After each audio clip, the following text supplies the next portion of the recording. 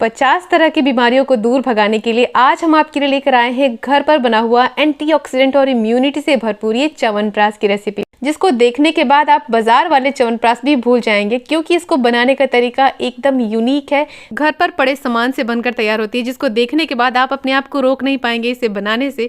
और इसे बच्चे से लेकर बूढ़े तक हर कोई खाकर अपने आप को चुस्त दुरुस्त और निरोग बनाए रख सकता है, और आप इसे 6 महीनों तक स्टोर भी कर सकते हैं। तो पूरी वीडियो लास्ट तक देखिए। Hello everyone, welcome back to my channel creative class Sarika, और मैं हूँ सारिका। तो आइए शुरुआत करते हैं इस बहुत ही मज़ेदार सी रेसिपी की। तो इम्यूनिटी बढ़ाने वाले और एनर्जी बढ़ाने वाले इस च्यवनप्राश को हम बनाएंगे आज आंवले से। तो यहाँ पर मैंने बड़े साइज़ के एकदम ताज़े से आंवले का इस्तेमाल किया है। आप यहाँ पर अपने हिसाब से क्वांटिटी कम ज़्यादा कर सकते हैं। मैंने यहाँ पर 1 किलो आंवले का यूज़ किया है इस रेसिपी को बनाने के लिए। तो आंवले बड़े साइज़ के और अच्छे लेने हैं, दाग धब्बे या फिर खरोच वाले टूटे फूटे आंवले हमें यूज़ नहीं करने हैं, नहीं तो आप इस च्यवनप्राश को स्टोर नहीं कर पाएंगे। और अब क्या करेंगे, इनको बिना उबाले हम इस रेसिपी को बनाने वाले हैं, तो हम इनको स्टीम करेंगे। तो यहाँ पर हम इनको स्टीम करने के लिए लिए हैं स्टीमर ट्रे, और स्टीमर ट्रे में ही हम इनको डाल देंगे सारे आंवलों को। आप चाहें तो इनको उबाल के भी बना सकते हैं, लेकिन आंवले के सारे गुण और सत्व इस तरीके से सुरक्षित रहेंगे अगर आप इनको स्टीम करके बनाएंगे। तो चलिए, सारे आंवलों को मैंने ट्रे में डाल दिया है। आप छेद वाली प्लेट भी ले सकते हैं। और अब कुकर में डाला है मैंने 1 कप जितना पानी, ज़्यादा पानी का इस्तेमाल नहीं करना है। और अब इस पानी के अंदर हम डालेंगे इस तरीके के, कोई भी स्टैंड इस तरीके का रख दे ताकि जो आंवला है वो पानी को टच ना करे। मुझे ये स्टैंड इस कुकर के साथ ही मिला था। तो ये स्टीमर ट्रे हम इस कुकर के अंदर डाल देंगे, और इसको आज हम इलेक्ट्रिक कुकर में स्टीम करने वाले हैं, जिसमें आंवला बहुत ही जल्दी स्टीम हो जाएंगे। तो चलिए ढक्कन लगा देते हैं। और ये जो कुकर है, मैंने कुछ ही दिन पहले इसका रिव्यू दिया था, इसको इस्तेमाल कैसे करना है। ये अगारो ब्रांड की तरफ से है। तो चलिए, यहाँ पर मैंने स्टार्ट बटन दबा दिया है, स्टीम पर क्लिक करेंगे और फिर हम इनको स्टीम होने देंगे। हमारा जो आंवला है वो मिनटों में स्टीम हो जाएगा। तो चलिए, जब तक स्टीम होता है हम बाकी की तैयारियाँ कर लेते हैं। यहाँ पर मैंने लिए हैं थोड़े से खजूर, लगभग 10 से 15। इनके सारे बीज निकाल दिए हैं मैंने। खजूर डालना बहुत ही ज़रूरी है, क्योंकि ये डाइजेशन के लिए भी अच्छा होता है, हार्ट के लिए भी अच्छा होता है, साथ ही साथ गुड कोलेस्ट्रॉल को बढ़ाते हैं, बीपी नॉर्मल रखते हैं और ब्रेन पावर को भी बढ़ाते हैं। इसके साथ मैंने लिए हैं 4 बड़ा चम्मच किशमिश, आप कोई से भी ले सकते हैं। ये कैल्शियम से भरपूर होता है और ये भी ब्रेन पावर को बढ़ाता है, साथ ही साथ वेट लॉस में भी मदद करता है। तो इन दोनों चीज़ों को हम हल्के गर्म पानी में डाल देंगे और अच्छे से भीगने के लिए रख देंगे, ताकि ये जल्दी से सॉफ्ट हो जाए। आप चाहें तो इनको 3-4 घंटों के लिए भीगने रख सकते हैं नॉर्मल पानी में। मैं इनको फटाफट बना रही हूँ, इसलिए गर्म पानी में डाल देंगे। जब तक हम सारे मसाले तैयार करेंगे तब तक ये फूल कर तैयार हो जाएंगे। तो अभी रखते हैं साइड में, और च्यवनप्राश के लिए हम मसाला बनाएंगे, जिससे कि उसका जो गुण है वो और ज़्यादा बढ़ जाएगा। तो मैंने यहाँ पर जड़ी बूटियाँ नहीं, थोड़े से गर्म मसालों का इस्तेमाल किया है, जिसमें 2 इंच जितना बड़ा दालचीनी का टुकड़ा, 1 बड़ी इलायची, 4 छोटी इलायची, 1 चक्रफूल और 10 से 12 लौंग लिया है। ये मसाले डालने से च्यवनप्राश टेस्टी तो होता ही है, साथ ही साथ ये भूख बढ़ाने का भी काम करते हैं। तो चलिए, ये सारे मसाले हमने पैन में डाल दिया है, फ्लेम को कम करके। 1 छोटी चम्मच डाल देंगे इसमें काली मिर्च। अगर आपके पास ये सारे गरम मसाले ना हो तो आप इसमें से चक्रफूल हटा सकते हैं, बाकी सारे मसाले आपको डालने ही है। 4 मैंने तेज पत्ते लिए हैं, और इनको हम छोटे छोटे टुकड़ों में तोड़कर अच्छी तरीके से पैन में डाल देंगे, ताकि ये अच्छी तरीके से क्रिस्प हो सकें और हम इन मसालों को आसानी से पीस सकें। तो ज़्यादा मसाले नहीं हैं, मैंने थोड़े ही लिए हैं, और 1-2 मिनट के लिए चलाकर हल्का सा इन्हें क्रिस्प कर लेंगे। बहुत ज़्यादा इनको डार्क नहीं करना है और ना ही जलाना है। तो देखिए, 1 मिनट के अंदर ही मसाले हमारे बहुत ही अच्छी खुशबू के साथ तैयार हो गए हैं, क्रिस्प हो गए हैं। तो इनको निकाल लेते हैं अलग प्लेट में, और अच्छी तरीके से ठंडा होने देंगे, फिर हम इनको पीसेंगे। अब इन सारे मसालों के साथ मैंने यहाँ पर लिया है 4 इंच जितना बड़ा टुकड़ा अदरक का। 1 किलो च्यवनप्राश बनाने के लिए मैंने 4 इंच अदरक लिया है, अच्छे से छीलकर छोटे पीसेस में काट लिया है। अब यहाँ पर लिए हैं मैंने थोड़े से तुलसी के पत्ते, आप ज़्यादा भी ले सकते हैं, कम भी ले सकते हैं। मैंने लगभग 1 मुट्ठी के आसपास लिए हैं, कोई सी भी तुलसी चलेगी। अच्छे से पत्तों को धो लीजिएगा। ये अदरक और तुलसी और ये मसाले हमें सर्दियों में होने वाले सर्दी, खांसी और बाकी कफ वगैरह से भी बचाता है, तो ज़रूर डालिएगा। चलिए, अब इन सारे मसालों को हम पीसेंगे। तो मैंने एक साफ़ और सूखा मिक्सी का जार लिया है, और सबसे पहले हमने जो सूखे मसाले भून कर लिए थे, इनको हम ग्राइंड करेंगे। तो जितना बारीक हो सके उतना बारीक हम इनको पीस लेंगे। तो देख सकते हैं, मसाले थोड़े थे, फिर भी ये कितने बारीक हो गए हैं। इनको मैंने अच्छी तरीके से पीस लिया है, लेकिन अभी ये काफ़ी दरदरे हैं। हमें च्यवनप्राश के लिए एकदम बारीक मसाला चाहिए, तो हम इनको छान लेंगे। मैंने यहाँ पर चाय वाली छन्नी का इस्तेमाल इसलिए किया है, ताकि जो छन्नी है वो बहुत बारीक होती है, जिससे मसाले छनकर एकदम महीन हो जाएंगे। तो चलिए, इनको छान लेंगे। हमें इस च्यवनप्राश के लिए एकदम महीन चाहिए मसाला, नहीं तो जो मसाले के टुकड़े हैं वो मुंह में आते हैं, इसलिए एकदम बारीक पीसिएगा इनको। और ये देखें जो बचा हुआ मिश्रण है, आप चाहे तो इनको चाय में डाल सकते हैं, सब्जी में डाल सकते हैं। तो इसको हम हटा लेते हैं और हमारे पास ये देखें लगभग 1.5 बड़ा चम्मच के आसपास ये मसाले बनकर तैयार हैं, जो कि 1 किलो आमले के च्यवनप्राश के लिए काफ़ी हैं। तो चलिए मसालों को भी रखते हैं हम साइड में अलग निकाल करके, और अब हम बाकी की चीज़ें भी पीस कर रेडी करेंगे। तो सेम मिक्सी का जार लिया है। देखिए थोड़ी देर के बाद जो खजूर था वो अच्छे से फूल कर रेडी हो गया, एकदम सॉफ्ट हो गया है। तो खजूर को भी डाल देंगे मिक्सी के जार में, और साथ ही साथ जो हमने किशमिश ली थी वो भी डाल देंगे। जो पानी है उसको आप छान कर रख लें, बाद में इस्तेमाल कीजिएगा पेस्ट को बनाने में यानी पीसने में। और अब इसके साथ ही अदरक भी डाल देंगे ये सारे। तो अदरक को छील के और छोटे पीसेस में काट लीजिएगा ताकि आसानी से बारीक हो सके। साथ ही साथ ये सारे तुलसी के पत्ते भी हम डाल देंगे अच्छे से धुले हुए। आप चाहें तो कच्ची हल्दी का भी इस्तेमाल कर सकते हैं, लेकिन अगर कच्ची हल्दी डालेंगे तो प्रेग्नेंट लेडीज़ नहीं खा पाएंगी, क्योंकि कच्ची हल्दी काफ़ी गर्म होती है। तो आप ऐसा च्यवनप्राश बनाएं जो हर कोई खा सके। तो यहाँ पर हल्दी का इस्तेमाल नहीं किया है। चलिए इनको पीस लेते हैं। और ये लीजिए मैंने इनको पीस कर रेडी किया है। इनको पीसने में 2 चम्मच मैंने जो किशमिश भिगाई थी वही वाले पानी का इस्तेमाल किया है, और एकदम बढ़िया सा बारीक पीस कर रेडी किया है। कम से कम पानी का इस्तेमाल करिएगा, और जितना बारीक हो सके उतना बारीक हम इनको पीसेंगे। अगर इसमें छोटे बड़े चंक्स रहेंगे तो आपको ये पेस्ट छानने की ज़रूरत होगी।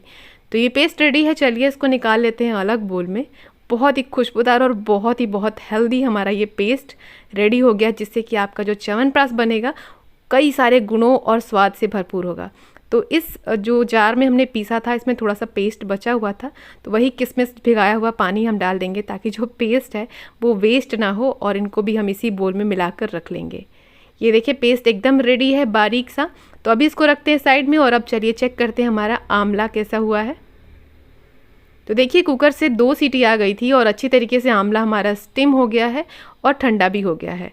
बस इनको इतना ही उबालना है कि हाथों से ये आसानी से टूट जाएं, ओवर कुक ना हो। अगर आपने नॉर्मल कढ़ाई का या फिर किसी और स्टीमर का इस्तेमाल किया है तो इस बात का ध्यान रखिएगा। ये अच्छे से ठंडे हो गए हैं, हम इनको निकाल लेंगे।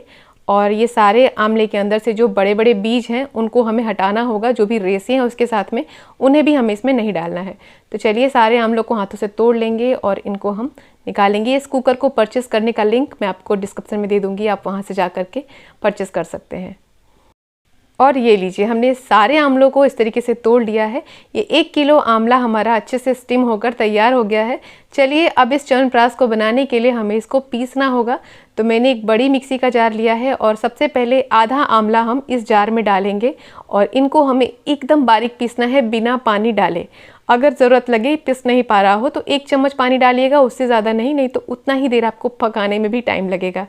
और चलिए इनको एकदम बारीक कर लेते हैं। तो देखिए अच्छी तरीके से आंवला हमारा एकदम महीन हो गया है। जितना महीन आप इनको पीस सकें उतना महीन आप इनको पीसिए। देखिए एकदम बढ़िया से बारीक हो गया है। तो चलिए ये सारे आंवले का पेस्ट हम अलग बोल में पहले निकाल करके रख देंगे।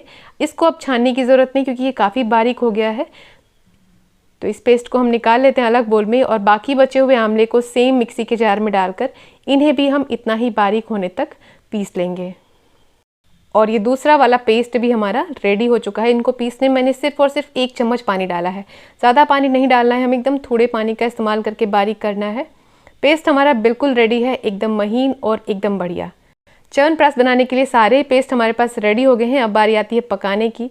तो ये च्यवनप्राश एक बार ज़रूर बना के रखिएगा, आप अपने हेल्थ में बहुत ही अच्छे बदलाव देखेंगे अगर आप इन्हें रोज़ खाएंगे। तो चलिए पका लेते हैं इनको पकाने के लिए हमें सबसे पहले ध्यान रखना होगा कढ़ाई का। कढ़ाई हमें इतनी बड़ी लेनी है कि सारी चीज़ें अच्छे से पक सके इसमें। और तो और हमें यहाँ पर स्टील की या फिर लोहे की कढ़ाई का इस्तेमाल करना है, या फिर नॉन स्टिक का बर्तन या कुकर ले सकते हैं। मैंने यहाँ पर ये स्टील की कढ़ाई ली है। एल्यूमिनियम का बर्तन नहीं लेना है, नहीं तो आंवला एल्यूमिनियम के साथ रिएक्ट करता है और आपका च्यवनप्राश खराब हो सकता है। लोहे की कढ़ाई का अगर यूज़ कर रहे हैं तो च्यवनप्राश बनाने के बाद तुरंत ही निकालना होगा, नहीं तो च्यवनप्राश एकदम काला हो जाएगा। तो मैंने यहाँ पर जो कढ़ाई है उसको गर्म होने रख दिया है। हल्की सी गर्म हो जाए तब इसमें 3 या 4 चम्मच पानी डालेंगे। ज़्यादा पानी का इस्तेमाल बिल्कुल मत करिएगा, नहीं तो फिर आपको पकाते पकाते बहुत टाइम लग जाएगा। सिर्फ पानी हम इतना लेंगे कि गुड़ को हम पिघला सके आसानी से। और यहाँ पर मैंने 1 किलो आंवले के च्यवनप्राश के लिए 1 किलो गुड़ का इस्तेमाल किया है। अच्छी क्वालिटी का देसी गुड़ लीजिएगा। तो ये सारा गुड़ हम इस पानी के अंदर डालेंगे। आप चाहें तो बिना पानी के भी गुड़ डाल सकते हैं, लेकिन हमें इस चाशनी को ज़्यादा गाढ़ा या पकाना नहीं है, सिर्फ गुड़ को हमें मेल्ट करना है। तो मैंने 1 किलो गुड़ छोटे पीसेस में काट लिया है और यहाँ पकाने के लिए मैं इस्तेमाल कर रही हूँ अगारो ब्रांड का ही सिलिकॉन स्पैचुला, जो आते हैं वुडन हैंडल्स के साथ और काफ़ी लाइट वेट होते हैं, जिससे खाना बनाना बहुत ही इजी हो जाता है और लुक भी देखिए कितना अच्छा है। इनको परचेस करने का लिंक मैं आपको डिस्क्रिप्शन में मेंशन कर दूंगी। आप इन सिलिकॉन के स्पैचुला से बस डीप फ्राई नहीं कर सकते हैं। तो चलिए अब मैंने क्या किया है, जो गुड़ है उसको अच्छी तरीके से स्पैचुला से चलाएंगे और पानी में अच्छी तरीके से इनको घुलने तक पकाएंगे धीमी आंच पर।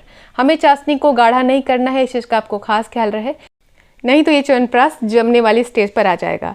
इसलिए हमने फ्लेम को कम किया है और गुड़ को अच्छी तरीके से पिघला लिया है। देख सकते हैं, आप चाहें तो गुड़ को कद्दूकस भी कर सकते हैं, जिससे कि जल्दी घुल जाएगा।